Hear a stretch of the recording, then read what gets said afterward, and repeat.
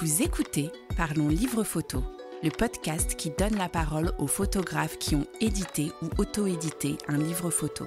Peux-tu te présenter ? Je suis Valentina. Je suis Éric Bouvet. William Lamblay. À travers leurs ouvrages, nous vous emmenons au cœur de leur passion. Nous parlons de photographie animalière, humaniste, d'art et bien d'autres thématiques. Nous vous plongeons dans les récits de photographes passionnés. Ensemble, nous découvrons leur travail, leur démarche et leur message. La photo a toujours été une bonne excuse pour aller rencontrer des gens. Passer 24 heures non-stop avec quelqu'un, ça permet aussi de vraiment rentrer dans l'intimité de la personne et dans sa vie. Il y a pléthore d'artistes qui ont cette capacité à toucher, à émouvoir. Un territoire qui est de plus en plus menacé par différentes pollutions. Il y a une pression humaine très forte. Retrouvez Julien Gérard tous les premiers lundis du mois pour un nouvel épisode. Quel est le titre de ton livre ? Bonjour à tous et bienvenue dans ce nouvel épisode du podcast Parlons Livre Photo. La semaine dernière, le mois dernier, nous étions à Nîmes avec Valentina Benini qui nous parlait de Luz Flamenca, son beau livre sur la photo de danse flamenco. Aujourd'hui, c'est un tout autre registre. Je suis en Suisse, à côté du lac Léman, à 2 pas de Lausanne, avec David Rouge. Bonjour David. Bonjour à tous. Alors, je t'ai fait écouter tout à l'heure en avant-première la maquette du nouveau générique. Il y a une question à la fin, tu l'as retenue, tu t'en rappelles ? C'était quel est le titre de ton livre ? C'est ça. Alors, le titre de mon livre, c'est Fragile. Super. On va y revenir tout à l'heure. On va en parler longuement parce que je crois qu'il y a pas mal de choses à dire. Mais avant, on a encore d'autres chapitres à explorer avant le chapitre livre. Qui es-tu, David ? Alors, écoute, Julien, moi, je me présente un petit peu de la manière suivante. Je suis on va dire photographe voyageur. Je sais pas si je suis plus voyageur que photographe. En tous les cas, j'ai commencé les deux aventures en même temps, au même moment, lors d'un périple en Australie lorsque j'avais 17 ans. Et je suis parti avec mon grand frère qui avait 7 ans de plus. Et c'est vrai que là, j'ai découvert le monde. J'ai découvert le monde, la nature, les paysages, les peuples autochtones et la photographie. Donc, dans l'avion qui nous emmenait sur l'Australie, il m'a dit, écoute, moi j'ai un appareil photo, une vidéo, je pourrais pas faire les deux. Je te propose de faire de la photo si tu es d'accord. Du coup, voilà. Tout a commencé comme ça. Quel âge à ce moment-là ? 17 ans, je sortais de l'école d'une scolarité un petit peu difficile. Hein. On est nombreux, nous les photographes, à avoir une scolarité difficile, je crois. C'est ça. Est-ce que c'est un métier de cancre, du coup ? Non, je ne pense pas, bien au contraire, mais non, c'est complètement fou. C'est vrai que je pense que voilà, moi, un petit peu hyperactif, un petit peu besoin de découvrir le monde, de m'évader, de faire un peu le fou, l'aventure. T'imagines, l'aventure, c'est un truc de fou, quoi. Et donc, tu pars avec ton frère, tu fais des photos, et après, comment ça s'enchaîne ? Écoute, c'est ça. Donc, je fais 4 mois là-bas. Je rentre de ce voyage avec mon frangin, et je dis à mes parents, écoutez, je veux faire photographe. Et là, ils prennent peur. Ah bah là, autant dire que, attends, c'est pas un métier, franchement, etc. Non, pas à ce point, mais mes parents avaient un ami photographe qui faisait du studio et de l'architecture. Du coup, j'ai fait un stage chez lui, c'était super intéressant. C'est là où j'ai fait mes premières petites épreuves de tirage à l'agrandisseur, hein, n'est-ce pas, avec les révélateurs, etc. C'était très intéressant. Malheureusement, cette personne ne prenait pas d'apprenti masculin parce que à cause de l'armée en Suisse. Tu sais que nous, on est assez, on a des moments où on n'est pas présent à cause de l'armée. Du coup, ils prenaient pas d'hommes. J'ai fait un stage au CHUV, au Centre Hospitalier Universitaire Vaudois, en tant que photographe. Autant te dire que lorsque je suis rentré dans la salle d'opération, je suis ressorti direct, un petit peu trop sensible, le garçon. Donc voilà, ça s'est un petit peu enchaîné comme ça, quelques stages, avec d'autres stages dans d'autres métiers plutôt manuels. Puis au fait, je sais pas pourquoi, je me souviens pas à l'époque, mais c'est vrai qu'on a une école de photographie ici à Vevey, à 2 pas de où on se trouve actuellement, et on n'a pas pensé à ça. En même temps, je suis pas très scolaire, donc je pense que les études, ça aurait été peut-être un peu compliqué pour moi. Mais toujours est-il que je me suis pas du tout orienté dans ce métier. Tu faisais quoi alors ? Tu t'orientais vers quoi ? Écoute, mon papa est architecte, mon frère ayant fait dessinateur en bâtiment, je suis parti dans cette voie parce que c'est, figure-toi, mon père qui m'a trouvé la place d'apprentissage. Donc du coup, voilà, un autre monde qui m'a pas du tout convenu. J'ai fait mes 4 ans d'études, j'ai eu mon diplôme. Bon, c'est toujours pas comment, mais je l'ai eu. Et c'est vrai que non, après, j'ai arrêté le métier. Après, je suis parti dans un autre métier. J'ai fait une petite parenthèse dans le sport de haut niveau en compétition de moto sur circuit pendant 4 années. Et dès que j'ai fini ça, j'ai repris la photo directe et les voyages aussi. Tu nous parles un petit peu de cette période, tu reprends la photo, tu fais quoi? C'est quand même pas facile quand on est jeune, on sort d'études, on a fait des métiers et on se dit tiens je vais faire de la photo, mais c'est vaste la photo. C'est très vaste. Écoute, franchement, moi j'ai toujours été amoureux des belles images et des voyages en Afrique. Merci Nicolas Hulot de nous avoir embarqué avec lui dans toutes ces péripéties. Voilà, donc c'était des animaux, de la nature morte, des paysages quand j'étais un peu adolescent. Mais vraiment toujours en passion, tu sais, en étant vraiment juste passionné. Et puis vraiment, je faisais plus de photographie en voyage. C'était vraiment le dépaysement du voyage qui m'inspirait, qui me motivait, qui me stimulait dans la prise de vue. Alors je sais que tu as fait pas mal d'expéditions, pas mal de voyages. Quand on va sur ton site, on en trouve pas mal d'extraits. Tu nous racontes un peu ces explorations, ces aventures, parce que c'est vraiment des aventures. Tu as traversé l'Afrique, tu traverses l'Arctique pour ton livre, ça on va en reparler. Parle-nous un peu de ces voyages. Il y a un passage aussi sur ton site où tu parles des pygmées, que sans eux, c'est impossible de survivre pour toi dans la jungle. C'est ça. Alors c'est vrai que, bon, je sais pas, t'as combien de temps à disposition, parce que là on en a pour un petit moment. Comme je te disais tout à l'heure avant qu'on commence, il y a 35 heures de dispo sur la carte mémoire, donc... On devrait y arriver, c'est parfait. Non, alors écoute, c'est vrai, mon histoire c'est un enchaînement de voyages et d'expériences. Donc c'est vrai que ces 4 mois en Australie en 1990, pour vous les Français, c'était un gros déclic, c'était vraiment un tournant dans ma vie. On peut le dire, c'était le tournant de ma vie. J'ai essayé dans le sport, j'ai réussi quand même assez bien, mais pas vraiment suffisamment.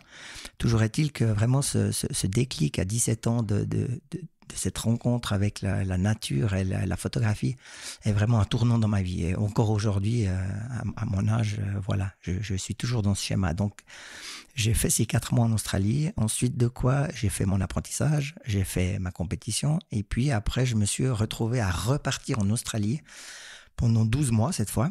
Toujours avec mon frère. C'est vrai qu'on a des liens très forts et on a vraiment exploré ce continent.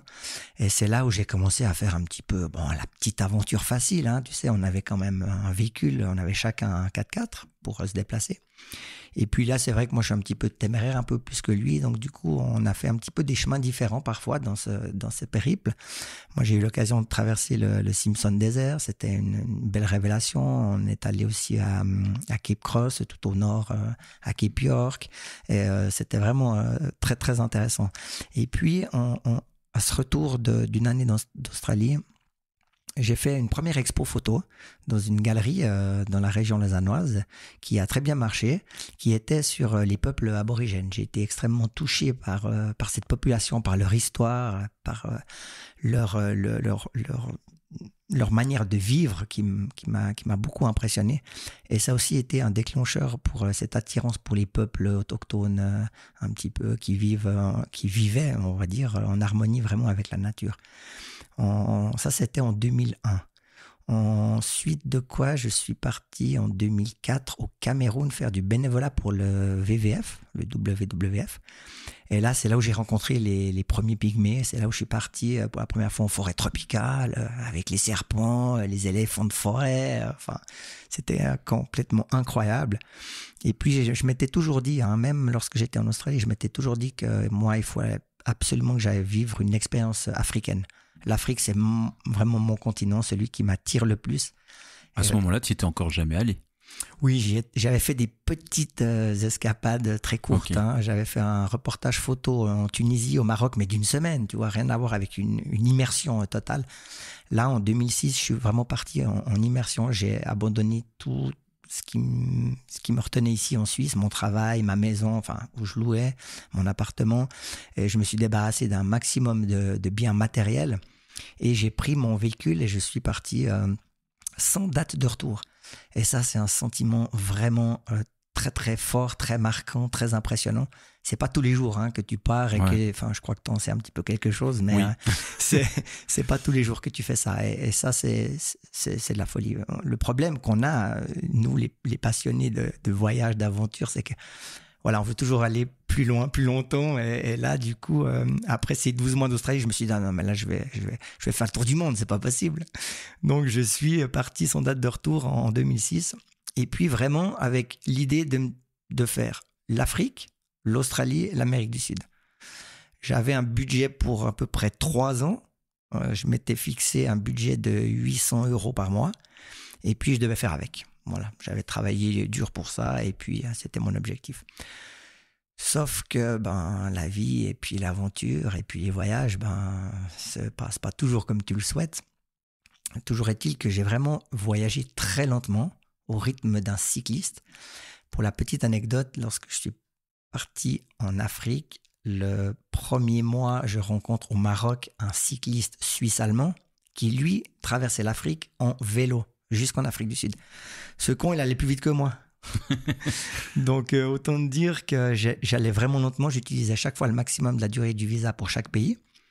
Et puis, après 18 mois, j'avais même pas fait la moitié du continent, quoi. Donc, c'est vrai qu'après, j'ai un petit peu revu mes plans. Mais ce qui est génial, c'est que voilà, je me suis complètement laissé aller à la découverte, aux rencontres. Et puis, c'est une expérience incroyable. Tu es un passionné de peuple, c'est ce que tu me disais tout à l'heure. C'est vrai que des fois je me contredis un petit peu. D'un côté, je m'amuse à dire que j'aime pas les gens. Ah non, là tu me voles une question que j'avais pour tout à l'heure. C'est ça, désolé, je savais pas. Non, c'est vrai que, mais en même temps, d'un autre côté, les gens, c'est du partage. Enfin, voilà, on est humain, on doit partager, on vit avec l'autre, on partage cette planète avec l'autre. Et franchement, ça me met beaucoup d'émotions. J'en ai d'ailleurs la chair de poule, rien que d'en parler, de partager des moments intimes avec ces populations locales. Et souvent, c'est des populations qui ont moins, j'aime pas trop parler comme ça, mais qui ont un petit peu moins de choses que nous, disons, on va dire. C'est un autre monde, on vit sur une autre planète. C'est impressionnant. C'est vrai que voilà, ces contacts sont très forts, sont très importants à mes yeux. Et ils m'ont appris beaucoup de choses et ils m'ont fait devenir celui que je suis actuellement. C'est sûr que je relativise beaucoup de choses par rapport à notre mode de vie. Voilà, j'ai une vie un petit peu plus simple. Peut-être que si j'avais pas voyagé comme je l'ai fait. Non, vraiment, les peuples, c'est très, très fort. La découverte avec le Nord, ça se passe comment ? Ah, ça c'est intéressant parce que tu vas me dire, mais attends, on parle que d'Afrique, que du chaud, que du désert. Ouais, mais maintenant on va parler de froid et peut-être que tu nous en parleras tout à l'heure, mais c'est en rapport avec ce dont on échangeait tout à l'heure avant d'enregistrer. Donc on va passer du chaud au froid directement. C'est ça. Alors écoute, c'est un gros changement. C'est vrai que cet Arctique, il y a plusieurs années en arrière, j'étais pas du tout ouvert à l'Arctique. Moi, j'étais Afrique, désert, chaud. Voilà, population locale. Et puis c'est vrai que petit à petit, je m'ouvre. C'est vrai qu'aujourd'hui, on voit beaucoup d'images, beaucoup de contenu un petit peu partout. Et c'est vrai que on est des rêveurs. Moi, je suis un rêveur. Donc, je rêve de tout ce qui est beau, de tout ce qui voyage, de tout ce qui nous donne cette espèce d'impression d'être sur une autre planète. Donc, tout d'un coup, je me retrouve à me dire... on pourrait peut-être aller un petit peu au nord où il fait un petit peu moins chaud. Et tout s'est fait vraiment en douceur. On est parti en famille pendant 2 mois en Islande avec notre 4x4 aménagé. Et puis, on a fait cette Islande. Et cette Islande, c'est vraiment un gros choc, un gros coup de cœur. L'Islande, je crois que tout le monde qui y va est dépaysé. Et puis, ça a commencé par cette Islande. Ensuite de quoi, je me suis dit, je vais quand même aller un petit peu voir en Scandinavie ce qui s'y passe, qu'est-ce qu'il y a comme animaux à voir. Ça a l'air d'être des grands espaces bien où tu peux être bien isolé du monde. Donc ça m'intéressait beaucoup. Et j'ai décidé d'y aller en hiver parce qu'en hiver, l'avantage que j'ai, c'est qu'avec tout le matériel qu'on a besoin d'avoir en tant que photographe, mais aussi pour pouvoir bivouaquer et être autonome, ça représente entre 120 et 140 kilos de matériel. Ça dépend combien de temps on part. Mais c'est vrai que d'aller en hiver, ça te permet de te déplacer avec les poulkas. Ces traîneaux que tu tires derrière toi, tu vois. Et ça, c'était vraiment un truc, voilà, tu vois, Mike Horn, il en est sûrement pour quelque chose, quoi, hein, c'est sûr, tu vois, un peu cet aventurier de fou. Et ça s'est enchaîné comme ça, donc Finlande, Norvège, Suède, jusqu'à aller au Canada pour le Harfang des Neiges, et puis après pour l'ours blanc au Svalbard, voilà. Alors j'ai une question qui est très terre à terre, mais comment tu finances toutes ces expéditions ? Comment tu fonctionnes ? C'est très simple, je travaille, je mets de l'argent de côté et j'y vais. Et tes jobs, du coup, c'est des jobs purement alimentaires ou c'est de la photo aussi ? Alors j'ai eu jusqu'à il y a 2 ans en arrière des jobs purement alimentaires, hein, qui m'ont permis de financer tous mes projets. Et puis depuis 2 ans, là, j'essaye de vivre de la photo, ce qui est un sacré challenge. Je crois que c'est le plus gros challenge de ma vie, hein. Bien plus compliqué que tous les autres que j'ai pu surmonter, mais voilà, je fonctionne comme ça. Ok. Tu m'as donné quelques contacts avant que l'on fasse cette interview pour recueillir des témoignages et je voudrais te faire écouter le témoignage de quelqu'un que tu connais bien, je crois. Avec plaisir. Qui est David Rouge ? Tout simplement un photographe hors pair et surtout un passionné. Un passionné parce que c'est vraiment ce qui respire et ce qui transpire. Il transpire la passion du monde sauvage et surtout la soif d'aventure. Alors David Rouge, je le connais parce que, étant enfant, je faisais des stages au vivarium à Lausanne, dans les pattes de M. Jean Garzoni, qui était le fondateur de ce vivarium. Et puis en fait, David s'est pointé un jour pour apprendre à manipuler une vipère à cornes, car une nouvelle envie lui a pris d'aller découvrir le désert du Sahara. Et il avait envie de savoir les manipuler pour sans doute mieux les photographier et mieux pouvoir les approcher. Et c'est comme ça que j'ai eu ma première rencontre avec David il y a sans doute 20 ans de ça. C'est ça. Je pense que le travail de David va représenter autant la finesse que l'émotion et surtout on va dire pas forcément la perfection, mais il va vraiment soigner ses cadrages, il va essayer d'avoir vraiment un maximum d'émotion dans ses images et il va penser beaucoup ses images de manière à pouvoir essayer je pense, faire un peu voyager les gens à travers cette émotion. Donc pour moi, c'est quelqu'un qui est assez... il m'inspire relativement pas mal, surtout avec on va dire, c'est un peu ses flous, ses arrière-plans un peu justement estompés pour que le sujet ressorte et tout ça, et c'est assez inspirant. Et David, c'est vraiment un perfectionniste. Il va vraiment penser à chaque fois tous les détails d'un projet qu'il aurait en avant. Il va vraiment essayer de développer le tout. Et David, c'est soit il fait rien, soit il fait tout. Mais quand c'est tout, c'est vraiment à fond et on y va. Donc c'est vraiment quelque chose qui est super motivant à chaque fois parce qu'il est toujours motivé à tout. Je pense qu'une des anecdotes les plus fortes qu'on a eues avec David, c'est lors d'un safari en Afrique ensemble. Et on est sur une petite piste perdue au milieu du bush, avec une petite équipe en jeep ouverte, avec l'équipe d'African Geographic. Et puis on se balade, on est en safari, quand tout d'un coup un gros mâle rhinocéros blanc a décidé de prendre en chasse notre véhicule et nous a couru après pendant, je pense, plus d'1 kilomètre à fond les balles. Et puis nous, on était à fond sur la piste pour éviter qu'il nous arrive dessus. On a la glacière qui a giclé, on a tout fait et c'était un moment qui était assez incroyable en émotion et surtout de voir ce rhino nous courir après. Et je pense que c'est vraiment des aventures, il peut en avoir plein, il y en a plein, ça va jusqu'à la rencontre de la petite chouette chevêchette dans nos montagnes jurassiennes, où on peut voir la passion de David dans ses yeux quand il observe ces 2 petites chouettes sur sa branche. Et vraiment, il n'y a que des milliers de bons moments et tout, car c'est parler en 2 passionnés, ça fait vraiment rêver à chaque fois et on a envie de repartir droit demain. Donc voilà, en tout cas, moi je lui souhaite vraiment tout le meilleur pour le succès de son livre. Et puis si tu as besoin d'autre chose, n'hésite pas. Allez, bonne journée. C'est qui? C'est Julien. Non, pas moi. C'est génial, quoi. C'est super touchant, quoi. Franchement, ça m'a foutu la chair de poule. Ouais, c'est le but, en fait, enfoiré, de ces témoignages. Moi qui adore les émotions, ben là, putain, je t'ai servi. Ouais, c'était vraiment super. Écoute, Julien, c'est un taré. Hein. C'est vraiment... Moi, je lui arrive même pas à la cheville, quoi. Franchement, lui, c'est... Moi, je suis passionné, mais lui, c'est plus que de la passion, quoi. C'est beaucoup plus fort. Je connais même pas un adjectif pour pouvoir le décrire. Julien, c'est effectivement quand je suis parti en Australie la deuxième fois, je me suis dit mais putain frangin, tu veux pas qu'on parte en Afrique? Moi j'en ai marre en Australie, il y a pas d'animaux là-bas. Et en fait, oui, il y a des reptiles, beaucoup de reptiles, tu vois. Et du coup je me suis dit je vais aller faire un stage au vivarium. Moi j'habitais chez mes parents à côté, quoi. Donc à même pas 1 kilomètre du vivarium. Et je suis allé faire un stage et c'est comme ça que j'ai rencontré Julien. Et le mec, c'était un gamin, quoi. Le mec, il était déjà passionné. Donc, du coup, il a fait herpéto, quoi. Il a vraiment cette passion pour les serpents. Et c'était génial parce que moi, d'avoir fait ce stage là-bas, ça m'a appris sur cette espèce, sur ces espèces de serpents. Et puis, je me suis passionné pour ces serpents. Enfin, c'est juste incroyable de voir comment ils vivent. Et voilà. Donc, j'ai rencontré Julien comme ça. Et c'est vrai que, lui, au fait, il est un peu foufou, hein. Il travaille sur un projet sur le loup, le retour du loup dans le Jura.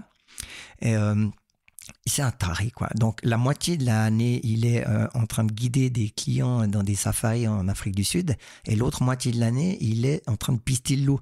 Mais quand je te dis pister le loup, c'est pas genre j'y vais 1 ou 2 fois par semaine, quoi. Le mec, il est tous les jours, du matin au soir. C'est de la folie. À pied, en peau de phoque, il dort sur place. Il a, je crois, 200 caméras qui sont posées dans les environs. Enfin, c'est un vrai taré. Et puis, c'est vrai que cette expérience en Afrique du Sud, là, on a eu la chance de faire un petit safari ensemble. Là. D'ailleurs, je le remercie parce que c'est lui qui m'a invité là-bas. Et donc, oui, c'est vrai que cette histoire folle avec le rhinocéros, ça, c'était vraiment impressionnant. Moi, j'avais déjà vécu des charges de rhinocéros qui n'avaient pas abouti, évidemment, hein, des intimidations. C'est mieux.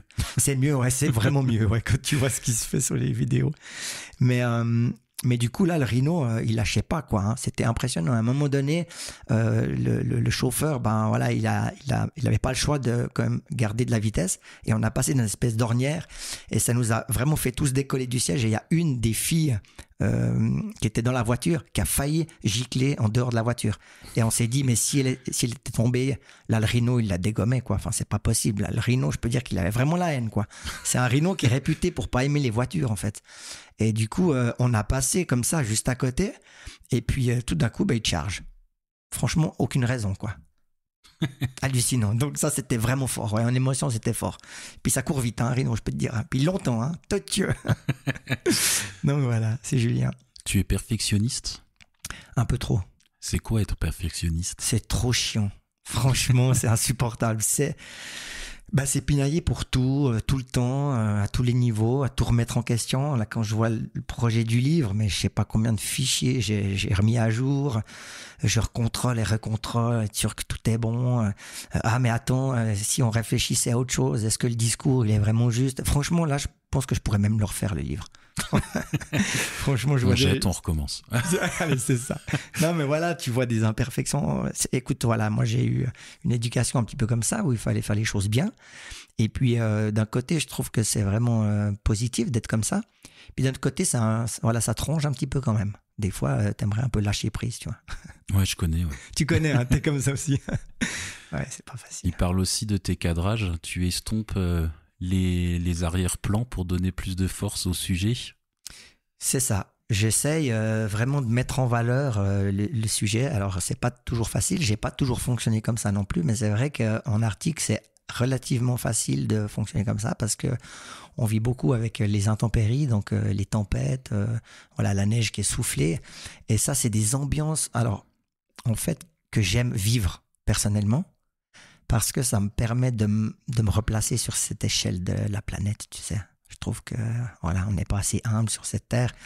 Et quand tu vis les éléments comme ça, c'est vraiment très fort et tu te sens très très petit et très fragile pour le coup. D'où le titre, hein, n'est-ce pas, du livre. Mais ça c'est après. Ça c'est après. Mais c'est vrai que minimaliser un petit peu les images, je trouve que c'est leur rendre une force supplémentaire. Ce qui est intéressant des images que j'ai vues, c'est que tu minimalises l'arrière-plan, surtout. Il y a beaucoup de photos, je pense au petit renard de la couverture là sur fond blanc. Mais non, mais là maintenant c'est moi qui parle du livre, j'ai dit que c'était après. Pour autant, on voit que c'est des photos qui ont été prises en pleine nature et pas en studio. C'est ce qui est plutôt fort dans la démarche. Comment tu fais ? Bon, pour moi, c'est une évidence de pas faire du studio. Hein. C'est sûr que de toute façon, je n'ai même pas les capacités. Mais écoute, moi, j'essaye de me fondre dans l'élément, de me fondre dans la nature. Voilà, je fais mon petit bonhomme de chemin. J'ai envie de vivre des émotions avec des rencontres animales.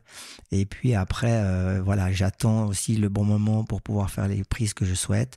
J'ai pas que des photos avec du fond blanc. Hein. J'ai aussi des photos avec des ciels bleus, mais celles-là, je les montre pas parce que je les déteste.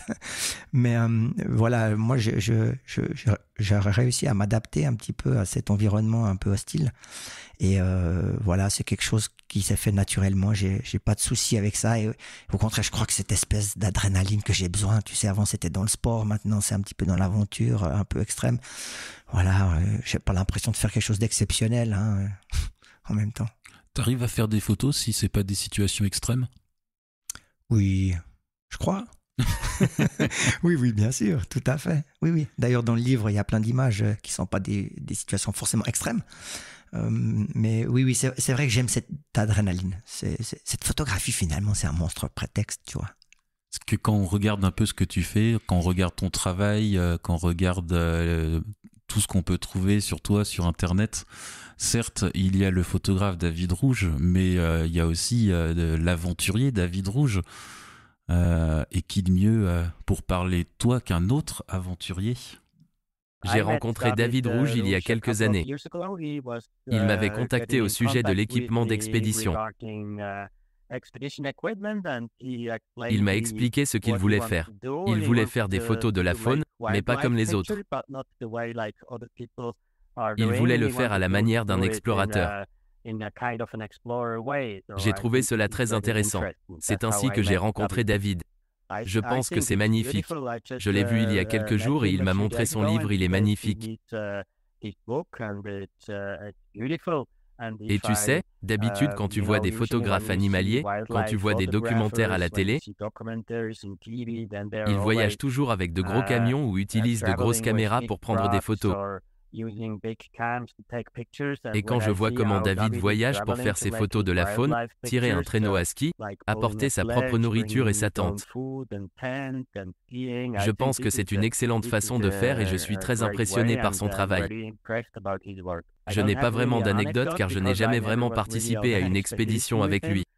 Mais quand il vient ici, quand nous nous rencontrons, il est toujours plein d'énergie et très motivé et cela m'impressionne également. J'aime son humour et sa motivation pour faire son travail.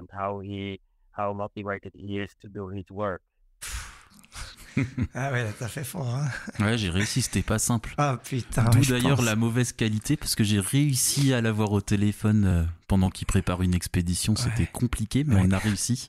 Oh, ça me fout les larmes aux yeux, quoi. C'est vrai tu nous traduis un petit peu pour nos amis français qui sont très mauvais en langue étrangère. Thomas, c'est Thomas. Thomas, j'aime pas du tout le comparer à Mike Horn, mais en fait, c'est un Mike Horn accessible et qui beaucoup plus humble, j'ai vraiment l'impression. Thomas, c'est un gars que j'ai rencontré grâce à Internet, quoi. C'est complètement fou. Donc je cherchais du matériel pour m'équiper pour mes expéditions, pour aller au Svalbard, au Grand Nord et tout. Puis c'est vrai que dans mes connaissances, il n'y a pas 10 000 personnes qui sont allées faire ce que j'avais envie de faire, et surtout pas d'en ramener des images. Et je tombe sur ce gars qui habite Interlaken. Et puis, je lui écris et puis je dis, voilà, j'aimerais vous acheter ça, parce qu'il a tout un shop de matériel qui vont pour des expéditions vraiment dans le Nord. Et puis, je me rends chez lui. Putain, j'arrive là-bas, le mec, il est aussi petit que moi et il est d'une sympathie. Enfin, tout de suite, je le prends dans mes bras, tu sais. Ce mec, c'est un gars, c'est un truc de fou, quoi. C'est marrant parce que je suis allé chez lui il y a quoi, genre 2 semaines, il m'a pas du tout dit que tu l'avais interviewé, quoi. Genre, il a bien caché son jeu, cet enfoiré, quoi. Non, lui, c'est vraiment le gars avec qui je rêve de partir en expédition. Et là, c'est marrant parce qu'il y a 2 semaines, on en parlait.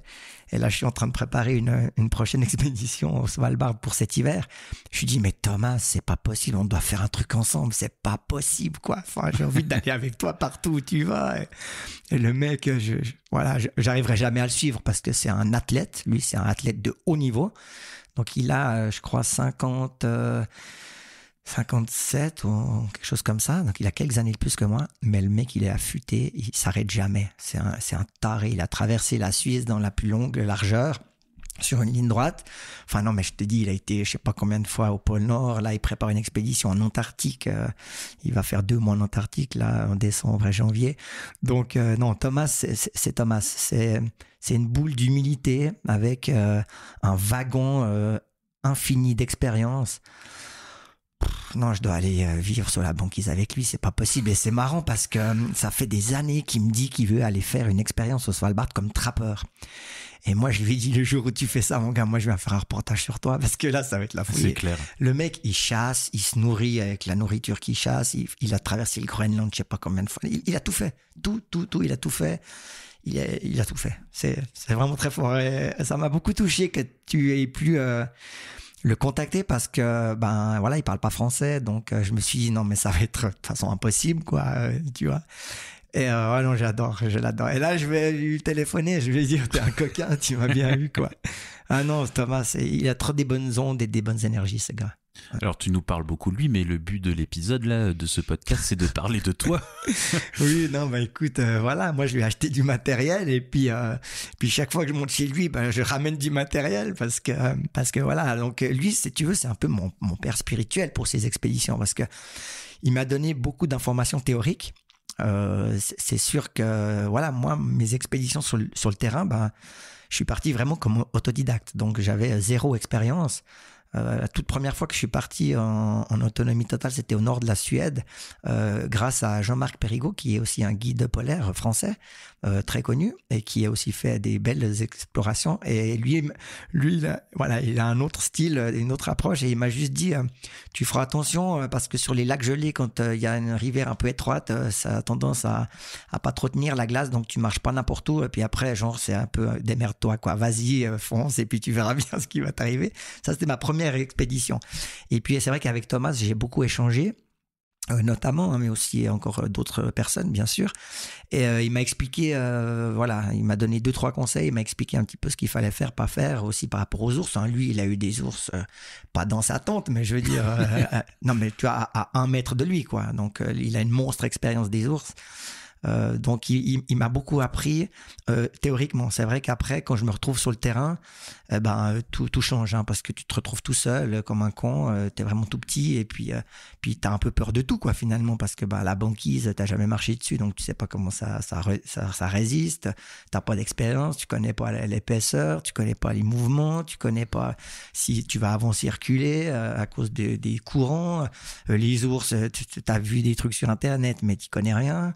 Non, c'était lorsque tu te retrouves sur le terrain, c'est vraiment chaud, quoi. J'espère qu'avec les témoignages et avec cette première demi-heure d'interview, on voit le côté aventurier de ton histoire. Alors, ce qui est très rigolo, c'est que je suis arrivé chez toi à midi et tu vis en Suisse dans une jolie maison en pierre avec ta famille, ta femme, tes 2 enfants. J'ai pas vu d'animaux domestiques. Non, on en a pas. Non, d'accord. Une pauvre mouche qui est passée par là tout à l'heure. Oui. Donc, une petite vie de famille, si on ne te connaît pas, on va dire bien rangée. Et oui. À côté de ça, il y a David Rouge, l'aventurier. Comment tu allies les deux ? Écoute, pour moi, c'est une vie tout à fait normale, j'ai envie de dire. Pour toi, oui. Oui, pour moi. C'est vrai que pour ma femme, c'est un petit peu autre chose. C'est vrai que depuis qu'on est ensemble, elle me connaît comme ça. On s'est mis ensemble. Je rentrais de 2 ans d'Afrique à vivre dans 2 mètres carrés d'une voiture. Enfin, t'imagines. Donc voilà. Non, écoute, je pourrais m'identifier comme étant quelqu'un de sauvage. Je crois que j'ai vraiment les deux côtés. J'ai ce côté vraiment sauvage où j'ai besoin et j'aime et j'ai aucun souci à me retrouver seul face à moi-même ou avec moi-même, finalement, plutôt maintenant, avec le temps et l'habitude, comme j'aime le contact humain des gens. Donc, moi, j'avais besoin de me retrouver dans une vie, dans un environnement de nature. J'ai vécu, j'ai grandi en ville, mes grands-parents étaient à la campagne, je rêvais depuis gamin de retourner en campagne, ça c'est sûr. Et voilà, on a réussi à trouver un très très bel objet qu'on a rénové nous-mêmes. Et puis on est entouré d'animaux sauvages. Donc là, on a tout. Écoute, on a tout. Tout ce qu'on a en Suisse, je crois qu'il est passé par là. Un soir de nuit, je rentrais en voiture, le loup a croisé ma route. Un autre jour, le lynx a traversé dans le jardin. Je suis arrivé 5 minutes après. C'est ma femme qui m'a passé l'info. J'étais vénère. Tu m'étonnes. Tu m'étonnes. J'ai essayé de lui courir après. Autant dire que je l'ai jamais retrouvé. On a l'hermine, on a le blaireau, on a le renard qui nous Le blaireau, on en a aussi, nous, chez nous. Ah, c'est vrai. Des blaireaux ou le blaireau? Des blaireaux. Nous aussi, t'inquiète. Et non, on a le chamois, on a le cerf, on a tout. Donc, on est vraiment... D'ailleurs, je t'ai pas montré, mais à l'étage, en général, j'ai mon 600 mm qui est prêt à déclencher, au cas où. Le chamois, ça me fait penser, tu vas peut-être... Alors, rien à voir, mais strictement rien à voir avec cet épisode et avec ton travail. Quand je suis arrivé, là, il y a un rond-point avec un chamois, avec une une épée plantée en travers. C'est quoi cette histoire, tu connais? Ouais, alors, il faudra que je le retrouve. Ah ouais? Alors pour les auditeurs, je vais essayer de choper la photo sur internet et de voir quelle est l'histoire, mais c'est rigolo parce on est en Suisse, on traverse les montagnes, on est dans la nature et puis on va interviewer un photographe animalier. Le premier truc qu'on voit en arrivant à proximité de chez lui, c'est ce chamois avec une épée plantée sur un rond-point. Je t'enverrai la photo. Ouais, je veux bien. Ça doit être nouveau parce que je connais quand même tous les ronds-points du coin. Je sais qu'il y a des ronds-points qui changent de déco de temps en temps. Écoute, je sais pas si c'est politique, si c'est les chasseurs qui sont fâchés. Je sais pas. Tu sais, il y a un peu de tout ici. Il y a aussi de la chasse par chez nous. Donc, je sais pas. C'est dur de contenter tout le monde dans tous les cas. Comment tes enfants vivent tes absences? Ils ont envie de venir avec toi, j'imagine. Ou même pas. Écoute, ils sont encore un petit peu jeunes. C'est vrai que les toutes premières fois où je suis parti, les plus grandes absences, c'est quand même 2 mois. C'était plutôt pour l'Afrique, là, en l'occurrence. Mais c'est vrai que ces dernières années, plus ils grandissent, je vois que plus ils sont dans l'émotion lorsque je pars. Donc là, ils commencent à se rendre compte de l'absence, de l'importance de la présence du père. Mais jusqu'alors, ça se passait assez bien. Voilà, de temps en temps, je le marque dans le livre. Voilà, papa, j'aimerais pas que tu partes dans la tempête. C'est vrai que c'est des mots qui sont très touchant et c'est toujours difficile de laisser la famille. C'est moi le départ, c'est ce que je déteste le plus. Une fois que j'ai tourné la clé dans la serrure, si je puis dire, c'est bon. Mais le départ, de voir les gens avec les larmes dans les yeux, c'est toujours un petit peu compliqué. Et puis maintenant, j'essaye de plus en plus de les stimuler parce qu'évidemment, j'aimerais bien une fois leur faire vivre cette expérience. Donc, chaque hiver, on va bivouaquer à la montagne, là, dans les Alpes, là. On a de la chance d'y être très rapidement. Et puis, on se fait un petit bivouac d'une nuit, 2 nuits éclatantes et tout. On tire les poulkas, donc ils sont tout contents. Donc, je pense que peut-être qu'un jour, on arrivera à faire quelque chose ensemble. J'attends encore quelques années parce qu'il faut quand même qu'ils aient l'énergie et la volonté et puis pour pouvoir aller jusqu'au bout des expéditions parce que c'est pas tous les jours facile, on va dire. Et puis on peut pas abandonner au milieu. C'est ça, c'est un petit peu difficile. Et ils sont demandeurs ? Pas plus que tant. J'insiste pas, j'attends que ça vienne d'eux. C'est pas tous les jours qu'ils me disent papa, c'est quand qu'on va faire une expédition, quoi. Ils ont encore pas, je crois, la conscience et la connaissance vraiment de qu'est-ce que ça veut dire. Ils voient, lorsque je fais des montages vidéo, ils voient mon contenu, ils voient les images, ils voient le livre, mais ils sont encore dans un monde à eux, j'ai envie de dire. Ok. Tout à l'heure, je parlais de ton site, donc je voudrais revenir sur ta biographie, qui est très originale par rapport à ce qu'on trouve d'habitude. Je suis... Alors, il y en a tout plein, donc j'invite les auditeurs à se rendre sur ton site. Et moi, j'en ai quelques-uns dont j'aimerais que tu me parles un petit peu. Je suis libre. C'est ça. Pour moi, le mot libre, c'est, je crois, un des mots le plus important dans ma vie. C'est très égoïste, purement égoïste. Mais c'est vrai que de se sentir libre, de ressentir ce sentiment de liberté, de pouvoir dire, j'aimerais faire ça. Ok, je me donne les moyens, ok, je dois faire des sacrifices, mais d'avoir cette liberté, d'avoir le choix de pouvoir faire telle ou telle chose, ça, c'est très, très fort pour moi. En fait, j'ai un petit peu vécu tout le temps comme ça. Donc, c'est pas facile pour ma famille de vivre avec ça. Mais c'est vrai que si on venait à me dire, ou à m'empêcher, ou à m'interdire de vivre mes rêves, ce serait très compliqué, je dois dire. Je suis sauvage. Tu n'aimes pas les gens. C'est ça. Sauvage par nature, comme diraient certains. Ouais, je crois que j'ai un côté sauvage quand même. Franchement, tu vois où on habite. Ok, moi, j'ai pas l'impression d'être sauvage plus que tant, mais c'est vrai que je pense pour partir un petit peu seul, il y a beaucoup de gens qui font des expéditions, mais il n'y en a pas beaucoup qui les font seul, vraiment seul. Et ça, moi, c'est quelque chose qui me plaît bien, qui me correspond bien. Et ça me permet de me découvrir, ça me permet de réactiver tous mes sens. Quand tu es seul, c'est pas du tout la même chose. C'est un autre monde. Si on part à deux, ce sera jamais la même chose. Si je pars avec Thomas, je vais le suivre. Je vais me sentir 10 fois plus en sécurité que si je suis tout seul. Donc, d'avoir ce côté un peu sauvage et solitaire, je trouve que c'est très intéressant, très enrichissant. Je suis le futur. Ah oui, ça c'est une photo que j'ai mis sur mon site avec, je crois, la Jeep au Salar de Uyuni avec un enfant. Et un enfant devant. Et ça c'est mon premier enfant en fait, c'est Ethan qui est en photo. Et c'est vrai que je suis le futur. Je voulais faire un petit peu allusion, qu'est-ce que je vais transmettre à mes enfants par rapport à tout ce que j'ai vécu, toute cette chance que j'ai eue de découvrir, d'apprendre et de prendre conscience de certaines choses. Et voilà, moi j'essaye vraiment de leur transmettre ces passions et ces informations pour qu'ils en fassent ce qu'ils voudront au final. Ce sera plus de mon ressort. Je suis idiot. Ah oui, ça c'est ça, je me souviens bien de la photo. Ça c'est, je suis vraiment très idiot parce que c'est une petite anecdote. Quand on était en Islande la première fois, on arrive au nord-est, avec le bateau, on décharge la Jeep, on fait nos premiers petits kilomètres, et puis après quelques jours, on se retrouve sur une plage de sable noir avec des glaçons qui sont rejetés par la marée sur le bord de la plage. Puis je fais des photos, et puis je me dis, est-ce que je mets mes bottes ou est-ce que je mets pas mes bottes? Non, je vais pas mettre mes bottes, c'est bon, je vais faire attention. Et puis sauf qu'à un moment donné, j'étais en train de photographier avec le trépied, des longues pauses. Et puis chaque fois qu'il y avait une vague un petit peu plus forte que les autres, je faisais deux pas en arrière et puis je laissais le trépied sur place, il n'y a pas de souci, tu vois. Sauf qu'une fois, il y a une vague qui a été un petit peu plus forte que l'autre et cette vague a poussé un glaçon et ce glaçon a poussé mon trépied et mon trépied est tombé dans l'eau. Autant dire que objectif et appareil photo dans l'eau salée, c'était poubelle et on était genre au 4e jour des 2 mois de voyage. Ah oui, c'est idiot. Donc oui, c'est très idiot. Je suis poli.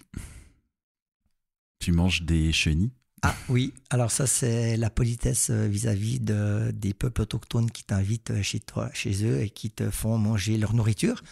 Et c'est vrai que par principe, j'essaye de pas refuser parce que c'est impoli. Et des fois tu t'amuses à manger des chenilles séchées ou des chenilles vivantes ou des trucs un peu bizarres ou du cœur de dromadaire ou de la graisse de dugong en Australie. Ça donne envie. N'est-ce pas? Je suis content d'avoir mangé suisse à midi et pas... Je suis suisse. Je suis confiant. Confiant. Tu es dans un hamac dans la jungle et tu nous parles d'un éléphant. Tu imagines un éléphant qui s'approche d'un pas silencieux. Alors c'est vrai que de nature, je suis assez confiant, même que j'ai aussi des appréhensions et des peurs, c'est humain.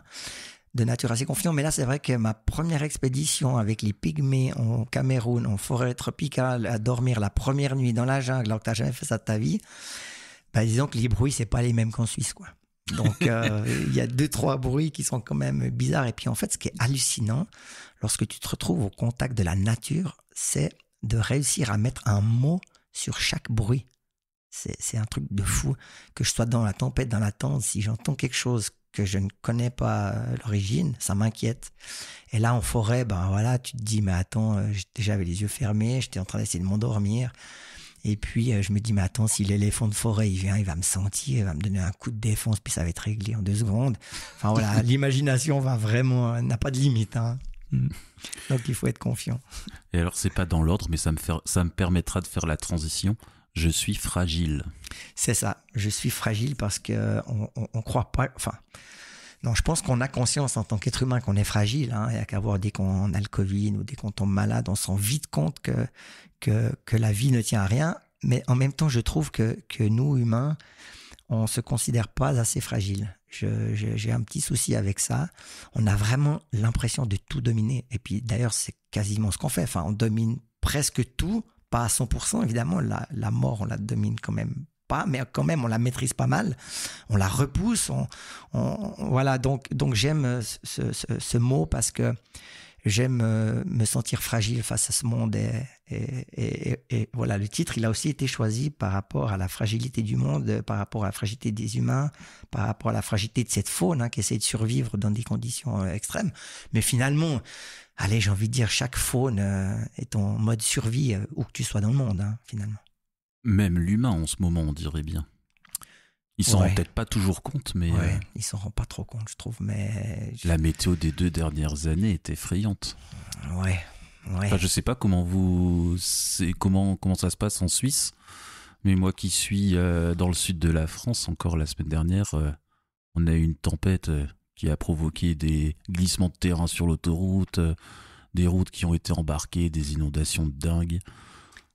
Ouais, nous on a aussi ça, hein. On a aussi des catastrophes naturelles, mais j'ai l'impression que tant que t'es pas confronté toi directement, oui ça touche. Là, moi qui organise des voyages au Maroc, j'ai été touché par le tremblement de terre qu'il y a eu récemment, mais je pense que tant qu'on n'est pas confronté directement, on a moins la conscience. J'ai envie de dire, enfin ma femme qui vient du Mexique, elle a vécu des tremblements de terre. Enfin quand elle me raconte, c'est pas juste la même chose que quand il y a une petite tornade comme le Lothar, quand on a eu ça en 99 là.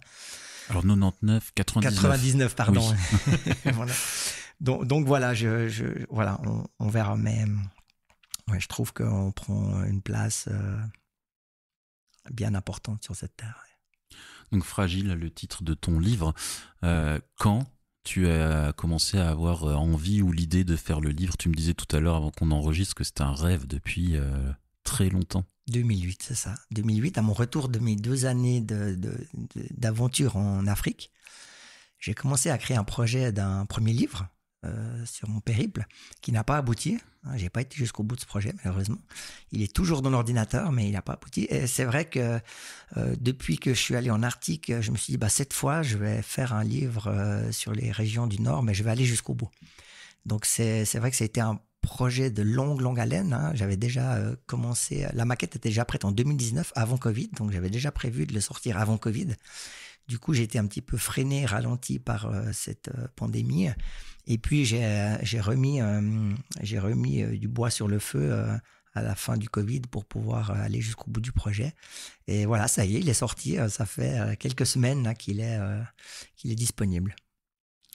Comment tu as procédé? Parce que c'est bien d'avoir l'idée de faire un livre, mais on disait tout à l'heure, on pratique beaucoup de métiers en tant que photographe, et l'édition en est un qui lui-même est composé de beaucoup d'autres métiers. Donc, tu as envie de faire un livre, ok, mais tu fais quoi concrètement? Comment ça se passe? C'est ça. Écoute, c'était une grande page blanche au début, qui s'est colorée au fil du temps, hein, comme je le dis si bien dans le livre. Donc c'est un grand challenge parce que tu pars de zéro. Il faut déjà réfléchir à ce dont tu veux parler, quel est le thème, quel sujet, quelle zone. La région, c'était assez clair dans ma tête. Mais par contre, quel va être le fil conducteur du livre?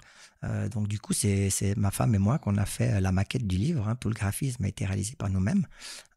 Et ma femme étant graphiste, elle a pu m'apporter un petit peu son regard. Ça aide, ça. Ça aide, ouais, ça aide. Et voilà, en même temps, c'est un graphisme relativement sobre. Hein, donc il n'y a pas de grande folie à ce niveau-là. Et puis après, voilà, qu'est-ce qu'on va mettre comme contenu dedans? Donc du coup, j'ai commencé à faire un premier fichier. Et puis, c'était assez incomplet au niveau aussi des espèces animales. Donc du coup, je me suis laissé le temps de faire encore d'autres expéditions dans d'autres destinations, notamment au Canada pour pouvoir voir le Harfang des neiges que je rêvais de photographier depuis longtemps aussi. Et après, le livre, la maquette, elle se construit petit à petit. Donc c'est vrai que Ça se met en place. Après, le fil conducteur, c'est toujours un peu compliqué. Qu'est-ce qu'on va dire dans ce livre? Parce que j'avais pas envie de faire un livre qu'avec de la belle image. Je trouve qu'on voit beaucoup de beaux livres avec de la belle image. Mais moi, ce qui m'intéressait, c'était de partager du contenu et en lien avec le contenu qui me procure des émotions. Donc, du coup, il y a beaucoup de passages de mon livre de bord, mon journal intime que j'écris lors de mes expéditions. Et puis, je me suis amusé à faire des petits poèmes en lien avec les espèces que j'ai rencontrées. Donc, voilà, je me découvre des minuscules talents comme ça que je mets en pratique et que j'intègre dans le livre. Et c'est un livre assez complet entre la belle image et puis un petit peu du contenu, aussi pour partager aux lecteurs l'expérience de vie, tu vois. Et puis à la fin du livre, j'ai fait un petit chapitre où je parle de la préparation de l'expédition et puis de comment vivre l'expédition, etc. Pour si quelqu'un est tenté de suivre un petit peu ce chemin, d'avoir un peu des informations, parce que c'est pas facile de trouver des informations pour aller au Grand Nord si t'as pas des personnes qui l'ont réalisé. Voilà. L'editing des photos, j'imagine que comme tous les photographes aujourd'hui, tu as des milliers et des milliers de photos sur tes disques durs. Comment tu as choisi? C'est ça. Déjà là, avant, on devait en choisir 5, dont on va parler tout à l'heure, ça a été compliqué. C'est ça. Eh ben écoute, je pense que tu connais, hein, la première étape, c'est de dégrossir. Alors moi, j'ai la chance parce que ma manière de fonctionner dans mes classements de mes images sur mon ordinateur, elle est relativement simple. Elle se fait avec des étoiles. Donc chaque fois que je rentre d'un périple, quel qu'il soit, je procède de la même manière. Je mets des étoiles en fonction de si l'image je l'apprécie beaucoup ou moyennement. Et puis toutes les images qui avaient 3, 4 et 5 étoiles, en sachant que 5 c'est le maximum, ça me fait un best-of. Et puis après, j'ai puisé dans ce best-of. Et puis après, à force de construire le fichier, le fil conducteur du livre, tu rajoutes une image, tu en enlèves une autre, tu cherches à en créer une nouvelle, parce que tu dis, là, ce serait bien d'avoir le complément de ce sujet-là. Par exemple, pour les bœufs musqués, je suis retourné encore une fois cet hiver pour faire un complément d'image, autant vidéo que photo. Donc voilà, ça c'est un processus vraiment lent. En tout cas, chez moi, c'est très lent. Mais j'ai eu beaucoup de plaisir à faire ça. J'ai pas eu de crève-cœur. Hein. On me demande souvent, est-ce qu'il y a des photos que tu aurais voulu mettre que tu n'as pas pu? Moi, j'étais totalement libre dans la conception du livre, à tous les niveaux, au niveau de la dimension du livre, du nombre de pages, de la taille des images, etc. Donc, j'ai vraiment aucun regret par rapport au contenu du livre. J'ai hâte de regarder tout ça tout à l'heure. Tu as décidé de passer par un éditeur pour sortir ton livre. Tu nous expliques ce cheminement, ce choix? Oui, c'est relativement simple dans mon cas, étant donné que j'ai pas un réseau de réseaux sociaux énorme. C'est pas vraiment ma tasse de thé. Je me suis dit, si je fais de l'auto-édition et que j'utilise que mon réseau, j'avais un petit peu peur de pas arriver à vendre suffisamment d'exemplaires. Du coup, je me suis dit, je rêvais de travailler avec un éditeur important ici en Suisse romande, qui me permettent d'être diffusés dans toute la France, la Suisse romande, voire même peut-être la Belgique et le Canada. Et du coup, j'ai commencé à faire des démarches auprès d'un premier éditeur. Ça n'a pas tout à fait marché. Et puis, sur ce deuxième éditeur, on a réussi moi, j'ai ressenti chez eux une grande motivation par rapport au projet. Donc, du coup, ça m'a vraiment boosté. Et voilà, on est parti comme ça, en éditant ce livre avec ces éditions. Ça se passe comment, travailler avec un éditeur? Alors dans mon cas, c'était relativement simple, hein, étant donné que c'est moi qui faisais tout, la maquette, c'est moi qui gérais aussi les traductions. De mon côté, j'ai géré aussi les demandes d'offres, etc. Donc c'était vraiment un échange plus, eux, ils avaient leur regard neutre, qui était très intéressant, où ils m'ont orienté dans différentes directions. Hein. Par exemple, je peux donner l'exemple du fait que le titre Fragile, je l'avais mis en noir, du coup on l'a mis en rouge pour avoir un impact un petit peu plus important. Et puis au final, moi j'étais totalement fermé, au début j'étais totalement fermé, puis finalement je me suis dit, non mais déjà j'aime pas la couleur du du rouge. Hein. Je pense que c'est assez compréhensible. C'est ballot quand on s'appelle David C'est ballot, Rouge. ouais, justement, c'est un lien. Et finalement, je me suis dit, oui, le rouge, ça me fait penser peut-être à l'urgence, au danger, au sang, le sang lorsque l'animal il meurt, etc. Donc au final, voilà, c'est des petits détails comme ça où grâce à l'éditeur, on a pu avancer sur différentes facettes dans ce livre, également sur le contenu, sur certains textes. Ils ont aussi relu les textes, donc c'était vraiment très intéressant. Alors tu nous disais tout à l'heure que tu étais perfectionniste et que tu referais bien le livre si tu pouvais. C'est vrai qu'il y a déjà 2-3 petites choses que je changerais déjà. Je devrais pas le dire, mais c'est vrai que non, il y a 2-3 petits détails. Personne va le voir, personne va le savoir. Mais c'est juste moi. Il y a 2-3 détails de certaines images où j'aurais souhaité avoir un fond un petit peu plus blanc. Il est un petit peu trop bleu. J'aime plus bleu. Donc voilà, c'est des petits détails comme ça. Mais sinon, vraiment dans l'ensemble, je suis enchanté du résultat. On a choisi de faire une couverture vraiment papier, donc très fragile, hein, qui va très bien avec le titre. Et, je voulais pas mettre de laminage, j'avais pas envie de gaspiller encore du laminage, et j'avais vraiment envie de ressentir cette matière, donc je suis super content. Mais il est fragile. Et j'ai choisi aussi ce titre fragile parce que vu qu'il est traduit français-anglais, j'avais envie que ce soit le même mot en anglais qu'en français. Voilà, comme ça, bien vu. Tu sais tout. C'est le but de cet épisode, tout savoir sur David Rouge et le livre Fragile. Combien de pages, format, donne-nous un petit peu les caractéristiques là. Alors techniquement 192 pages, format 30 par 24. Couverture dure, on a fait un embossage sur le titre, donc lorsque tu passes la main, tes doigts sur le mot fragile, tu sens un relief, et ça me tenait très à cœur, même que ça m'a coûté un bras, mais ça me tenait très à cœur. Voilà, c'est le genre de petits détails quand on dit qu'on est pinailleur, c'est qu'on va vraiment jusqu'au bout. On a la chance d'avoir une préface de Sarah Marquis, hein, qui est une grande aventurière de chez nous, Suisse romande.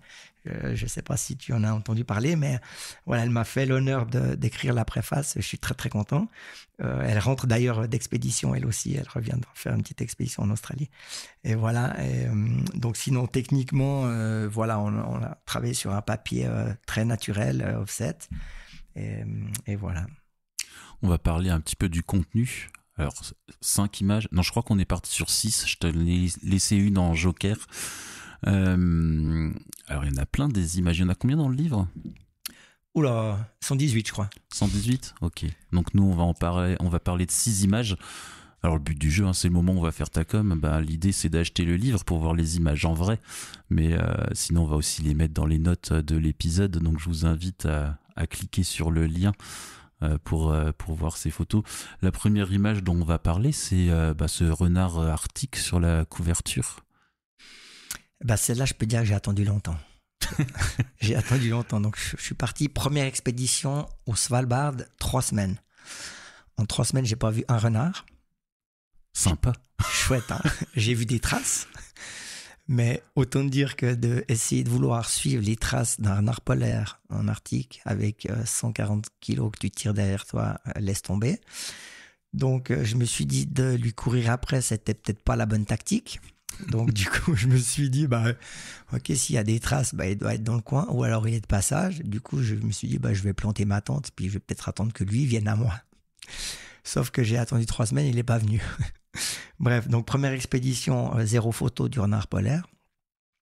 Deuxième expédition, justement, j'ai fait cette tactique de dire, ok, je pense qu'il faut que ce soit lui qui vienne à moi. Ok, si je vois des traces, j'essaye de rester dans une zone. Je monte les bivouacs. C'est sûr que lorsqu'on cuisine, que je fais ma popote, je pense que l'odeur, ça aide bien pour attirer autant les renards que les ours. Mais donc il y en a un qui est sympa, l'autre un peu plus dangereux. Mais quant au renard, c'est vrai que à un moment donné, j'étais dans ma tente et puis j'avais un renard qui me tournait autour. Et c'est vrai que c'est là où j'ai pu faire vraiment des images, parce que si t'as un renard qui a peur, t'arrives pas à faire d'images, quoi. Donc, c'est vraiment compliqué. Donc là, c'est vrai que j'ai passé 5 jours, je crois. Je suis resté dans le même bivouac, dans la même zone. Et puis, j'avais un renard, j'en avais même 2 qui me tournaient autour. Et là, j'ai pu faire vraiment beaucoup d'images, un très beau contenu. J'étais super content. C'est trop chou, ces petits renards. Tu sais, c'est une petite peluche. J'ai envie de les prendre dans les bras. Et voilà, mais bon, ça reste des animaux sauvages, donc on va respecter ça. Oui, pour les prendre dans les bras, il faut aller à Ikea au rayon peluche. C'est ça. 3 semaines dans une tente, tout seul, c'est comment ? C'est sympa. Tu veux essayer ? Écoute, c'est... Je sais pas si je veux dire oui ou non, en fait. Ah bah écoute, c'est une expérience incroyable. Moi, j'encourage tout le monde à faire ça. C'est vraiment très intéressant. Alors, on se détend, hein. J'ai pas fait ma première expédition de 3 semaines au Svalbard. Avant, j'ai fait d'autres expéditions moins longues, moins dangereuses. Quand je parle de danger, c'est notamment par rapport aux ours, hein, mais on y reviendra probablement après. Mais 3 semaines dans une tente, ça peut être long, très long, voire très très long. C'est vrai qu'il ne se passe pas beaucoup de choses. Moi, en général, quand je vais en expédition en 3 semaines, j'aime bien rester plusieurs jours au même endroit parce que je n'ai pas envie de faire un marathon sportif. Moi, je ne fais pas un exploit sportif. Moi, je veux vivre une expérience et je veux essayer de ramener du contenu. Donc, mon but, c'est d'essayer de ne pas monter et démonter la tente matin et soir parce que ça me prend un temps fou. Donc, moi, j'aime bien monter mon camp et puis après rayonner. Donc, en général, je reste 4-5 jours à chaque endroit. Ça me permet un petit peu de faire un rayonnement en étoile et de découvrir les environs. Après, voilà, à un moment donné, j'ai envie de bouger aussi et c'est comme ça que je fonctionne. Mais c'est sûr que quand tu es enfermé dans la tente, dans la tempête pendant 2 ou 3 jours, où tu n'arrives pas trop à sortir de la tente, c'est vraiment long parce que c'est pas très confortable. Tu vois, dans la tente, j'arrive à faire un siège. Donc, ça veut dire que j'ai une petite abysse devant où je cuisine. Mais sinon, tu es soit assis, soit couché. Donc, c'est interminable. Tu peux jamais être debout. Voilà. Et puis, ouais, c'est un peu chaud, quoi. C'est un peu chaud. Alors, j'imagine que tu n'as pas le Wi-Fi, ni de réseau, rien du tout. T'es vraiment seul avec toi-même. Ah bah surtout pas, je veux pas de wifi, je veux pas de réseau, je veux rien. Bien. Non, je veux rien du tout. Non, c'est sûr. Alors, d'un point de vue sécurité, j'ai un téléphone satellite et une balise de détresse, hein, ça c'est pour la sécurité, mais non, c'est juste génial d'être coupé du monde comme ça. C'est génial. C'est un truc de fou. C'est le silence, quoi. Quand il n'y a pas de vent et qu'il n'y a pas un bruit, c'est un truc rare et précieux. Je peux te dire, c'est génial. Et après 3 semaines, le retour à la réalité. C'est marrant parce que ça dépend les fois. Mais là, quand je rentre à pied, par exemple, et que j'arrive en ville, hein, donc la ville principale de l'archipel, c'est vrai que les derniers kilomètres, il y a une longue vallée et tu la vois vraiment de loin. Hein, je crois qu'elle fait 8 kilomètres. Là, tu vois cette ville de loin. Puis au final, tu n'as même pas envie d'y aller, quoi. Non, mais ça commence à puer les motoneiges parce qu'il y a 200 000 motoneiges dans tous les coins.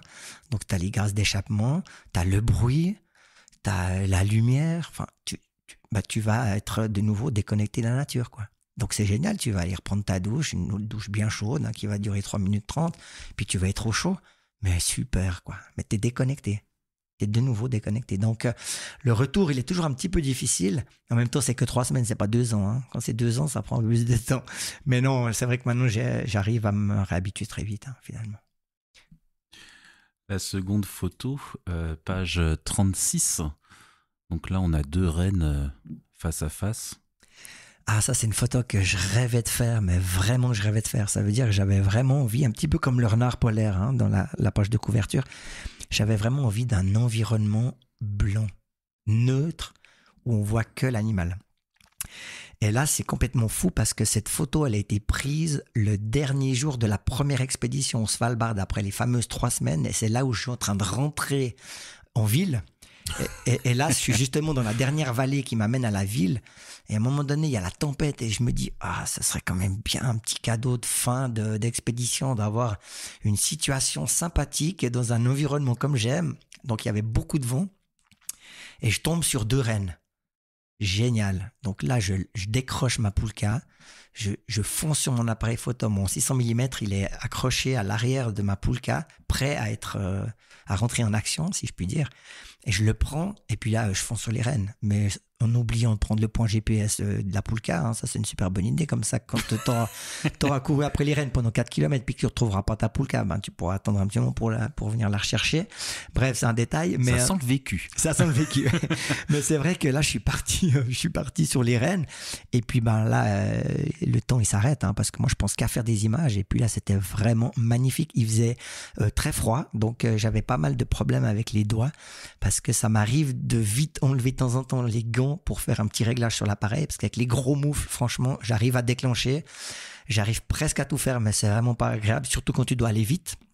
Donc, quand je sors la main des gants, j'ai 10 secondes, hein, parce que si tu laisses 30 secondes ta main dehors avec le vent et le froid, franchement, après, tu chopes vraiment très, très froid et j'ai pas envie de me geler les mains. Donc voilà, c'était très challenging, mais j'ai ramené des belles images. Il y a beaucoup, beaucoup de vent. Donc, les prises de vue vidéo, elles bougent un peu. Mais j'étais super content. C'était mon dernier jour et puis j'avais l'image que je voulais. Donc, j'étais vraiment enchanté. Combien de temps pour retrouver la Poulka ?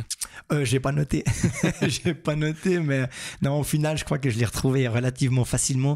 Mais c'est là où je me suis dit, mais t'es vraiment nul, quoi. La prochaine fois, tu prends le point GPS. On en revient à je suis idiot, en fait. Je suis idiot. Non, mais en fait, moi, c'est tellement de l'impulsion que c'est de l'émotion et je pars tout de suite.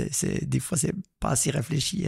J'en ai plein d'anecdotes comme ça. En même temps, on n'a pas le temps de se faire sa checklist avant d'aller faire les photos des rennes. C'est ça. Parce qu'ils attendent pas. C'est ça. L'animal ne t'attend pas. Voilà. Alors, rien à voir. Moi, il y a une question là qui me vient en tête comme ça. Je m'imagine, moi, comme ça, 3 semaines en autonomie. On sait tous que les batteries et le froid, c'est pas terrible. Tu pars avec combien de batteries? Parce que tu peux pas charger sur place pendant 3 semaines. Tu fais comment? Ouais, j'ai un panneau solaire avec un powerbank. Sauf que la première année, ma première expérience, là encore, ça sent le vécu. Et du coup, je suis allé à une période où il y avait pas le soleil qui était très haut.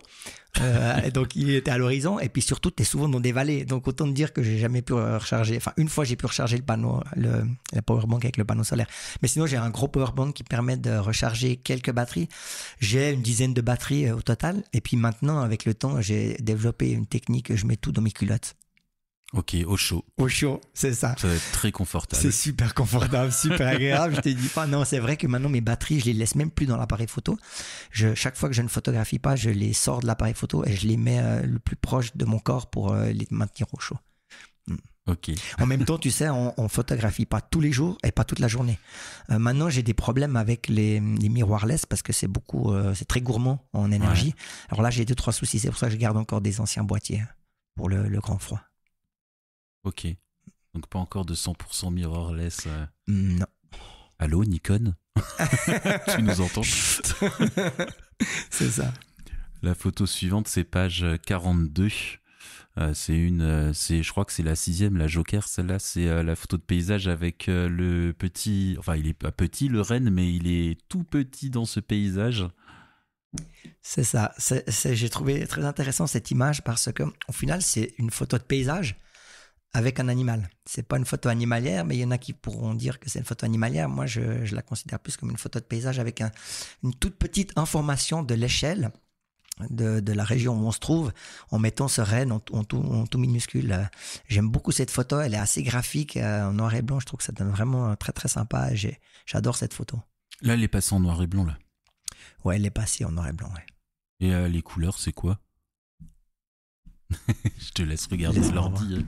Ouais, c'est un petit peu... Ouais, c'est pas du 100% noir et blanc, mais j'ai enlevé pas mal. Par exemple, s'il y a du bleu dans le ciel, j'enlève le bleu du ciel parce que j'aime pas.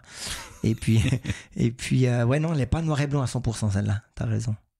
Tu te permets beaucoup de retouches sur la couleur ou sur l'image en post-prod? À la base, pas tellement, parce que c'est pas du tout ce que j'aime faire, passer du temps sur l'ordinateur. Mais maintenant, c'est vrai que je commence avec les images de l'Arctique. J'ai commencé à travailler un petit peu sur le bleu, parce que cette dominance de bleu qu'on a même à l'origine, hein, quand tu fais un RAW avec la dominante de neige et de blanc, le capteur il a tendance un petit peu à tirer sur du bleu, voire un petit peu même à sous-exposer. Donc j'aime bien retirer un petit peu le bleu.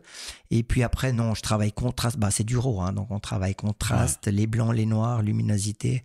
Et puis après, voilà, ça m'arrive de maintenant, si j'aime pas le bleu dans le ciel, je l'enlève. Je veux plus de bleu. J'aime plus le bleu. Tout le monde aime le ciel bleu, c'est les vacances, c'est le soleil. Mais moi, c'est plus du tout mon monde. Je vais pas t'inviter à Nice alors. Non. Alors, photo suivante, celle-là, elle est géniale. Page, alors j'ai une mauvaise vue, il faut que je me rapproche. Page 53. 53, ouais. Ça, c'est un bœuf Une musqué. grosse vache. Ouais, c'est un bœuf musqué en Norvège, en fait. C'était lors de mon périple en Scandinavie qui a duré plusieurs semaines, où là, j'avais fait Finlande, Suède et Norvège, et j'avais fini au bœuf musqué.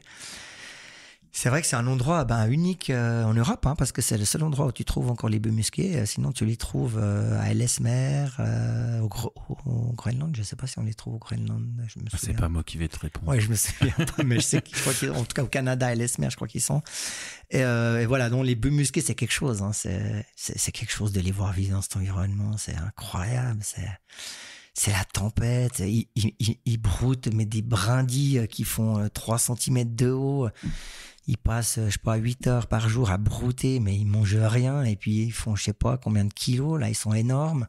C'est un animal sauvage, on est d'accord. C'est un animal totalement sauvage, ouais. Complètement sauvage, ouais. Et qui nous tolère relativement bien, parce que c'est un parc national dans lequel il se trouve. Et puis, je suis pas tout seul. Tu sais, des photographes animaliers, il y en a plein partout. Et puis, donc, les humains, ils les tolèrent relativement bien. Avant, je disais ils les tolèrent bien. Maintenant, je dis relativement bien parce que cet hiver, j'y suis retourné. Et puis, j'ai eu une petite mésaventure, mais ça, c'est à découvrir lors de mes conférences dans le film que je suis en train de monter parce que je me suis fait charger, en fait, cette fois par un bœuf musqué. Voilà, j'étais un petit peu surpris.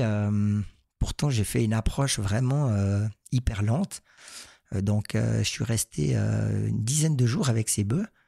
Et puis, c'est toujours difficile de savoir si ils s'habituent à toi, si tu dépasses la limite. Tu sais, chaque animal a sa petite limite de distance, un peu comme nous, les humains. Si mais ils ont leur caractère. Et aussi, tu vois. Donc, voilà, là, sans aucun doute, j'étais un petit peu trop proche, mais ça m'a étonné parce que c'était pas la première fois que j'allais proche comme ça. Et puis là, il était en train d'être couché paisiblement, en train de se léchouiller le museau. Puis tout d'un coup, il se lève, il me regarde. Mais alors, il m'avait déjà vu. Moi, je me cache pas quand je veux faire les animaux sauvages. J'aime pas cette approche. J'essaie de déranger le moins possible, mais j'ai pas envie de me cacher. En tout cas, pas dans les pays du Nord. Et puis, il m'avait donc vu. Et puis là, il se lève et puis il fait 1 ou 2 pas dans ma direction, puis après il commence à accélérer dans ma direction. Puis là, bon, je me suis barré, mais je me suis posé la question si c'était pas ce comportement un peu de dominateur qu'ils ont même entre eux, parce qu'ils sont tout le temps en train de se confronter, les bœufs musqués. C'est assez connu ces images où ils se lancent face à face et qu'ils se tapent le crâne. Il y a une photo que je t'ai forcé presque à retirer, mais où on les voit face à face, justement. C'est ça, celle-là. Ouais. Donc, je me suis dit, est-ce qu'il me prend pour un congénère et puis qu'il veut montrer que c'est lui qui domine? Je sais pas, je ne le saurai jamais, malheureusement, mais ça m'interpelle et ça m'intéresserait de connaître la réponse. Allez, la déduction et la conclusion, c'est qu'il ne faut pas aller trop près. Voilà. La photo suivante, page... Alors, ma vue ne s'est pas arrangée. 88. Page 88. J'adore cette photo. Donc là, on est sur un paysage avec des montagnes au loin, une étendue de neige et des traces. La banquise aussi sur la droite, là, qui n'est pas totalement formée. Puis ces traces dans la neige, figure-toi que c'est des traces d'ours polaires. Alors cette image, elle me plaît comme elle me frustre en fait. Parce que l'ours polaire, il faut savoir que toute personne qui va au Svalbard, on fait son cliché numéro 1. Tout le monde veut ramener l'ours polaire. Tout le monde va là-bas pour ça. Tout le monde l'utilise dans sa com. C'est vraiment un sujet... c'est énorme, quoi, l'ours polaire. C'est le symbole de l'Arctique. Et puis, moi, ça fait quand même maintenant 3 expéditions que j'ai fait au Svalbard et j'ai pas vu un seul ours polaire. C'est une légende. Donc, j'en ai fait un petit peu, entre guillemets, la force de ce livre. C'est ce que j'explique dans le livre. C'était très intéressant. Au final, je me suis dit, mais est-ce que tu peux faire un livre sur l'Arctique sans ours polaire? Et puis, je me suis questionné. J'ai questionné un peu des amis. Qu'est-ce qu'ils en pensaient? J'ai un peu étudié sur le marché, qu'est-ce qui se faisait, etc. Évidemment, tout le monde a l'ours polaire dans son livre. Et puis, j'ai une amie qui m'a dit, mais écoute, fais-en la force et raconte autour de cette histoire pourquoi, comment. Et c'est vrai que c'est intéressant d'expliquer aux gens, à monsieur tout le monde, que dans la vie, enfin voilà, vu qu'on domine un peu tout, tu as 2 solutions. C'est soit tu veux tout de suite, et tu vas payer, tu vas aller sur un bateau pendant 10 jours, puis tu vas ramener tes images d'ours polaires, et puis toutes les personnes qui sont sur le bateau auront la même image que toi. Certes, elle peut être très belle, hein, mais moi, c'est pas ce que j'ai envie de vivre. C'est pas le moment que j'attends. C'est pas l'émotion que je recherche. Moi, j'ai envie d'aller tout seul, à pied. J'ai envie d'y aller comme autodidacte, d'apprendre comment il vit, où est-ce qu'il vit. Et après, c'est aussi une question de chance. Hein. Donc, cette photo, forcément, on voit tout de suite que je suis au bon endroit, mais pas au bon moment. Là, les traces, elles ont déjà quelques jours, hein, parce qu'avec le vent qu'il y a, on voit que c'est pas du tout des traces qui sont fraîches. Par contre, ça veut dire qu'il a passé là. Donc maintenant, je commence à connaître un petit peu les zones où est-ce qu'il chasse et où est-ce qu'il passe. Et à chaque expédition, je vois des traces d'ours polaires. Mais je viens fou parce qu'en fait, je suis jamais au bon moment. Donc voilà, donc je vais y retourner cet hiver et je vais prospecter les zones que je connais et je vais en prospecter des nouvelles également. Mais voilà, je trouve que c'est important de prendre conscience qu'on n'a pas toujours tout de suite et puis que c'est bien de comprendre que le monde animal, c'est pas si simple que ça pour le photographier, même pour le voir. Et moi, j'attendrai de vivre cet instant. J'ai pas besoin de voir l'ours polaire depuis un Zodiac. Ça ne m'intéresse pas. J'ai besoin de vivre une rencontre intime avec lui, sans protection aucune, pour me sentir encore plus vulnérable. Voilà, c'est un petit peu comme l'Afrique, hein, toi qui connais bien l'Afrique, aller voir des éléphants dans une Jeep ou bien à pied sans la voiture, c'est pas du tout la même approche et c'est pas du tout la même émotion ni le même ressenti au final. Et moi, c'est ça que je recherche. Voilà. J'avais vu une fois sur internet truc à con là qu'on peut voir sur Facebook ou d'autres réseaux où ils expliquaient comment se défendre en fonction du type d'ours qu'on croisait.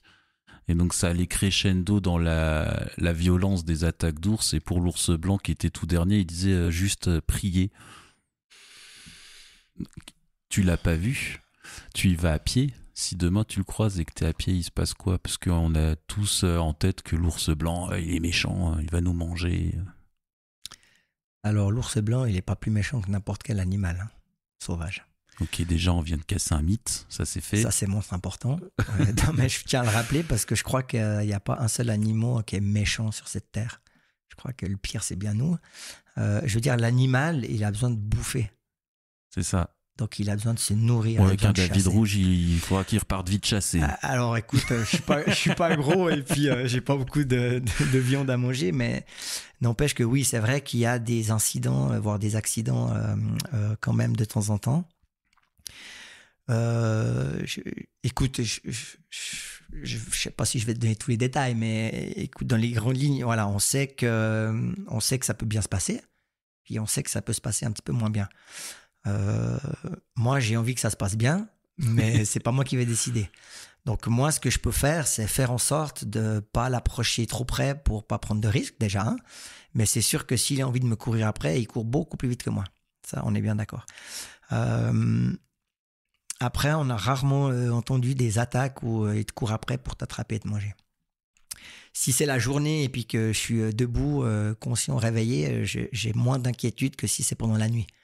C'est vrai que quand je suis dans la tente, en train de dormir, enfin en train d'essayer de dormir, et puis que je suis dans mon sac de couchage à moitié déshabillé, et puis que j'ai juste une petite barrière anti-ours qui est un fil de pêche tendu entre 6 poteaux avec une fusée de détresse qui va m'avertir s'il passe cette barrière. Le temps que je sorte, ça va être un peu compliqué. Voilà, on a des moyens pour le faire fuir. On a une fusée de détresse qui est un petit pistolet inoffensif qui va l'effrayer. Mais on entend aussi dire que ça peut arriver que ça ne l'effraie pas parce qu'il est tellement habitué à ça. Après, on a aussi un fusil qui est obligatoire pour aller se déplacer à pied sur ce territoire. T'es armé alors? Ouais, on est armé. Mais autant te dire que je m'imagine même pas devoir utiliser un fusil pour descendre un ours, quoi. Enfin, moi, j'ai rencontré une fois Alan le trésorier, qui est un scientifique français qui a dû tuer malheureusement 2 ours lors d'une expédition scientifique. Je l'ai rencontré en vrai, et je peux te dire que le mec, il est complètement perturbé par cet acte qu'il a dû faire pour sauver pour mettre hors de danger, on va dire, son collègue qui était devant lui. Donc les ours, ils étaient juste derrière. Donc voilà, il y a des moyens de se défendre. Ce serait quand même con de devoir tuer un ours juste pour aller faire une photo, quoi. Donc on va essayer de pas en arriver là. Voilà, on verra. La photo suivante est magnifique, bon, comme les autres, mais ma femme qui a vu les photos, elle m'a dit « Tu lui diras que c'est ma préférée ». Page 111. Ça me fait plaisir, c'est un harfang des neiges, hein, donc c'est une grande chouette, hein, qui a une sacrée envergure, plus de 2 mètres d'envergure, sauf erreur, et que l'on trouve au Canada notamment. On peut le trouver en Scandinavie, mais je crois que c'est hyper rare. Je crois que ça arrive vraiment 1 ou 2 fois, mais plutôt dans l'est du Canada. Je me suis rendu là-bas, encore une fois, comme un naïf en autodidacte. J'ai un ami qui s'appelle aussi David, qui habite à Québec, et qui fait chaque année des photos de harfang. Quand je vois ça, mais je dis, mais attends, c'est pas possible, faut que j'aille faire ces harfangs. J'adore cet oiseau. En plus, il est blanc sur blanc. Non, mais il y a tout pour bien faire. Normalement, je suis pas très oiseau. Jamais tu me verras faire une photo d'une mésange par chez nous. Mais ça, c'est quand même un oiseau un peu plus grand. Donc, plus c'est grand, plus ça m'intéresse. C'est vrai que je suis parti là-bas au Canada pour 10 jours. Je suis arrivé à Montréal, j'ai loué une voiture et puis je me suis débrouillé. Puis il a fallu le trouver, ce machin. Donc j'ai déjà mis 3 jours pour voir le premier. Et puis là, on pourrait raconter une petite anecdote qui me tient quand même à cœur parce que avant de partir, j'ai demandé à mon ami comment est-ce qu'il approchait les harfangs. Je veux dire, j'avais aucune connaissance, j'avais rien lu. Je commençais à prendre des infos sur Internet et puis je dis, mais attends, tes harfangs là, tu les fais comment? Tu les trouves comment? Tu les vois comment? Et c'est la galère, il faut marcher, il faut une longue vue, il faut des grosses jumelles, il faut quoi, comment? Bon, il m'explique un peu. Puis on en vient à la question qui tue, puis je lui dis, mais est-ce que tu les appâtes, tes harfangs? Parce que moi, tu sais, j'étais naïf. Hein. Jusqu'à il y a quelques années en arrière, je savais pas qu'on appâtait les animaux pour faire des belles photos. Donc même chez nous, hein, il paraît qu'on a... Moi, tu viens de casser ma naïveté. Ouais, moi, je peux dire que quand je l'ai appris, j'ai pris quand même une grosse baffe. J'étais vraiment naïf et je m'étais jamais intéressé au sujet, en fait. Mais même chez nous, les buses, il y en a qui mettent la bouffe pour qu'ils se combattent entre eux pour faire des photos impressionnantes. Et ça, je trouve que c'est quand même important de le dire parce que j'ai pas de souci. Enfin, après, voilà, c'est éthique ou pas éthique. Hein, chacun fait ce qu'il veut, mais c'est important d'informer le spectateur, le lecteur, parce que voilà, on croit que c'est compliqué, que ça prend du temps, puis au final, si tu balances de la nourriture, c'est beaucoup plus facile et beaucoup plus rapide. Donc ça, c'est un mythe aussi que je voulais casser, mais pour dire, j'avais donc communiqué avec cet ami, et puis il m'a dit non, moi j'appâte pas, mais je crois qu'il y en a qui appâtent, mais je connais personne. Et puis je dis, écoute, moi j'ai pas envie d'appâter, donc je viendrai avec toi, et puis on ira faire ce qu'on peut faire, et puis on verra bien ce qu'on arrive à sortir comme image, pas de souci. J'avais évidemment des images dans la tête, tu vois des images de folie sur Internet, bien sûr, et je contacte un photographe australien qui organise des workshops pour les harfangs. Et puis, je lui demande est-ce que je pourrais venir, mais quand je vois le prix de la semaine, j'ai dit c'est pas dans mes budgets. Je lui dis écoutez, moi je serai une semaine, je serai en même période que vous. Est-ce que je pourrais me joindre à votre workshop un jour? Comme ça, je me suis dit ça me coûtera un peu moins cher, puis je verrai un peu comment il fonctionne, tu sais. Il m'a dit non, on est complet, on est plein, on prend pas ce genre de cas, mais vous pourrez venir l'année prochaine, blablabla, blablabla. Je dis, merci beaucoup pour l'info, c'est sympa. Il fait quand même des photos de malade, le mec. Hein. Et puis, je lui dis en dernier sort, est-ce que vous appâtez vos harfangs? Il me dit, non, pas du tout. Mais la vérité est que les harfangs ont été appâtés pendant de nombreuses années par donc ils ont, beaucoup de photographes. Donc, ils sont habitués à l'humain, etc., etc. Il me raconte ça. Ok, je pars au Canada, pendant 3 jours, je cherche tout seul, après j'en trouve 1 ou 2, j'essaie de faire des photos tant bien que mal, après je vais voir mon ami David, on fait 2-3 images, je reviens dans la région de Montréal et puis je me suis dit, je vais aller voir la région de ce mec, il est en Ontario. Je tombais sur la même période que lui, je dis, je vais faire ma petite enquête de policier là. Je vais le suivre de loin. Je vais le suivre de loin. Tu vas pas croire, c'est ce que j'ai fait. Donc le mec, je l'ai trouvé. À un moment donné, j'étais en train de faire un harfang qui était sur un poteau électrique. On les voit souvent sur les poteaux électriques. Et en fait, j'attendais qu'il décolle pour pouvoir faire le harfang en l'air, en vol, parce que j'avais pas envie de faire le harfang sur un poteau électrique. Et puis, une personne vient vers moi, puis me dit écoutez, je suis désolé, mais le harfang là que vous êtes en train de photographier, il va s'envoler. Je dis, comment il va s'envoler? Oui, on va le nourrir et puis il va venir vers nous. Comment ça, vous allez le nourrir? Oui, on fait des photos là, donc si vous voulez, vous pouvez vous joindre à nous. Moi, j'avais peur que ce soit l'Australien avec qui j'avais eu contact. Je dis non, merci, c'est bon, pas de souci, je vais pas venir. En fait, c'était pas l'Australien, c'était un local qui organise et qui vend ses produits à des photographes étrangers, dont cet Australien. Et c'était Australien qui était dans le champ. Bref, je te passerai des détails de la méthode qu'ils utilisent pour faire les photos de malades, mais en fait, les gens, ils sont allongés par terre dans le champ, et puis ils balancent des souris, 7 souris à l'heure, j'ai compté. C'est quand même pas du tout le régime alimentaire naturel de l'animal, donc c'est pas du tout une bonne idée.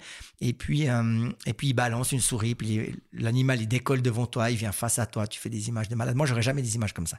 Mais en même temps, je suis très content de mon image parce que elle est comme j'aime, elle est sympa, et puis elle est pas appâtée. Voilà, pour la petite histoire. Alors pour les autres photos, j'invite les auditeurs à acquérir ton livre. Justement, ton livre, on peut le trouver où ? Alors, dans toutes les librairies, les points de vente habituels en Suisse et en France, mais surtout, si vous souhaitez soutenir l'auteur, et ça je le précise toujours, commandez-le directement sur mon site internet, je vous ferai un envoi postal, www.davidrouge.com, et là il y a une rubrique boutique qui permet d'accéder au livre. On a fait aussi j'avais envie de me faire plaisir et on a fait une version de tête. Et on a créé un étui très joli aussi avec un marquage à chaud dans l'étui. Et on va faire un marquage et une numérotation de 1 à 30 avec une petite signature bien particulière que j'ai encore jamais vue. Et je me réjouis de voir le résultat bientôt. Ok, je mettrai le lien sur les notes de l'épisode. Il est à combien le livre ? Alors, il est à 59 francs en Suisse. Et en France, vous avez un petit rabais. Cool, parce qu'on est pauvres. Disons, le pouvoir d'achat, on va dire, il n'est pas le même. Il est à combien en France ? 48. 48, ok. Ouais. Je vais l'acheter en France. Tu m'étonnes. Où est-ce qu'on peut voir tes photos, mis à part dans ton livre ?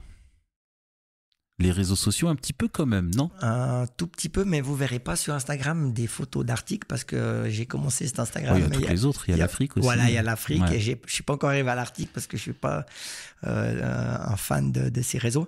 Un petit peu sur Facebook, vous pouvez me suivre aussi sur Facebook. Je mettrai les liens de l'épisode. Et après, c'est vrai que là, on organise des conférences en Suisse romande. On a 2 conférences, le 5 novembre et le 6 décembre. Et puis, on fait des festivals. On sera notamment un festival à Bulle ici au mois de novembre et le festival à Cluse Images et Neige au mois de janvier. Ah, celui-là c'est bon parce que l'épisode va être diffusé. Donc là on enregistre, on est fin octobre et il va être diffusé début décembre. Ouais, donc pour le festival, ça colle de pour janvier. C'est bon. 2 janvier alors. C'est où, rappelle-moi? Ce sera à Cluse, Images et Neige. Les dates, j'ai plus par cœur, mais je crois que... Moi je vais les trouver, je mettrai tout... 20 et quelques janvier. Ouais, je mettrai tout dans les notes de l'épisode. Je t'ai demandé de me donner 3 livres qui sont dans ta bibliothèque. Et alors là, tu m'as dit, figure-toi que je n'ai pas de bibliothèque. Bon, déjà, il y a le Bénin vu du ciel, un certain Julien Girard. C'est ça, et voilà. Je fais ma petite publicité. C'est ça, un beau cadeau que tu m'as offert aujourd'hui et que je me réjouis de découvrir étant complètement fou d'Afrique. Je me réjouis vraiment ça me donne la chair de poule, de découvrir ça. Et sinon, non, c'est vrai que je suis pas j'ai pas une bibliothèque fournie. C'est sûr qu'on a le livre de Yann-Arthus Bertrand, La Terre vue du ciel, qui est un livre incroyable. Mais je pourrais avoir... des livres de Salgado, de Laurent Baheu, enfin plein de photographes que j'admire, qui pourraient être là, mais c'est vrai que j'ai pas passé par la librairie.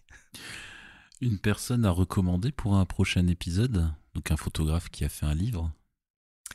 Oui, je te parlais d'un certain Samuel Bitton qui a fait un livre, qu'on a même fait plus qu'un d'ailleurs, qui est un photographe purement paysagiste, lui alors, qui travaille principalement sur les Alpes suisses.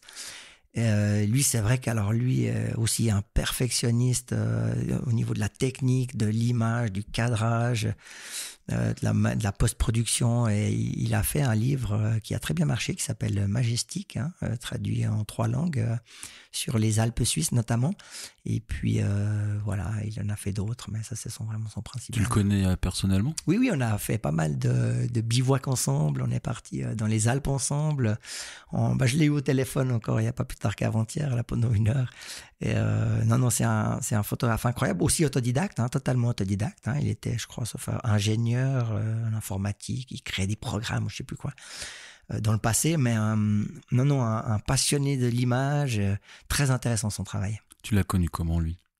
Alors lui, Samuel, comment c'était ? Oh là là, tu me poses une colle. En fait, je crois que c'était à mon retour d'Afrique 2009-2010. Comment est-ce qu'on s'est croisés lors d'un photoclub ? Est-ce qu'il m'a trouvé sur Internet ? J'arrive plus vraiment à me souvenir. Peut-être que si tu lui demandes, il arrivera à te dire... ça me pose une colle. Non, on va lui demander, parce que s'il répond à l'invitation, là, en fait, je suis en train de recueillir ton témoignage. Ah, voilà, c'est bien ce que je me suis méfié. T'as une anecdote avec lui ? T'es un malin, toi. Alors, une anecdote, ça, c'est une bonne question. Qu'est-ce qu'on pourrait dire avec ça ? J'ai une anecdote. Une fois, on a voulu partir faire un sommet en peau de phoque. Et lui, je me souviens, il commençait la peau de phoque, donc il n'est pas né sur les skis, à contrario de nous autres, les petits Suisses qui vivons au pied des Alpes. Et du coup, il s'est mis au ski tardivement. Et puis, c'était un petit peu engagé. Du coup, on a préféré rebrousser chemin. On allait sur le Grand Combin, sauf erreur. Et puis, il me dit, écoute, moi, je connais un autre spot. Et puis du coup, on est parti sur cet autre spot, et au final, on s'est retrouvé au pied du glacier du Gorner, vers Zermatt. Et on a fait un bivouac magnifique avec une ambiance incroyable, avec une vue sur le glacier du Gorner. Si je me souviens bien, c'était complètement fou, et on a passé. C'était, je crois, notre premier bivouac ensemble d'ailleurs. Et on s'est trop bien marré. C'est vrai que quand tu passes des moments comme ça, simples, avec des amis qui ont la même passion, c'est vrai que tu te dis, non mais ça, c'est des moments trop précieux, quoi. Bon, l'invitation est lancée, ça va faire remonter mes statistiques sur la Suisse. C'est ça. Tu veux conclure cet épisode ? T'as quelque chose à rajouter, ou une réponse à une question que je n'aurais pas posée ? Non, écoute, je crois que t'as bien papoté. Non, écoute, la seule chose que je peux dire, c'est un grand merci finalement à toi pour cette interview, évidemment, mais aussi je pense qu'on peut quand même soulever l'importance de l'entourage familial, qui est primordial dans mon cas, parce que sans eux, si moi j'ai pas le soutien de ma femme ou avant de mes parents, franchement, tu peux pas partir l'esprit serein en expédition, et ça c'est ultra méga hyper important. Donc je peux leur faire un grand merci à tous. Nous, les photographes, on est parfois un petit peu compliqués à suivre et à vivre. Merci à toutes les familles qui nous soutiennent. C'est ça. Merci aux auditeurs qui sont encore là après 1h30 d'interview. Ouf. Mais 1h30 passionnante, donc je pense qu'il y a encore beaucoup de monde qui écoute. Au revoir tout le monde, et on se retrouve au mois de janvier, mais je ne sais pas encore avec qui. Au revoir David, merci beaucoup. Salut à tous, merci à toi. Retrouvez tous les liens et les infos de cette interview dans les notes de l'épisode. Vous aimez ce podcast ? N'hésitez pas à nous laisser une note et un commentaire sur Apple Podcast ou Spotify.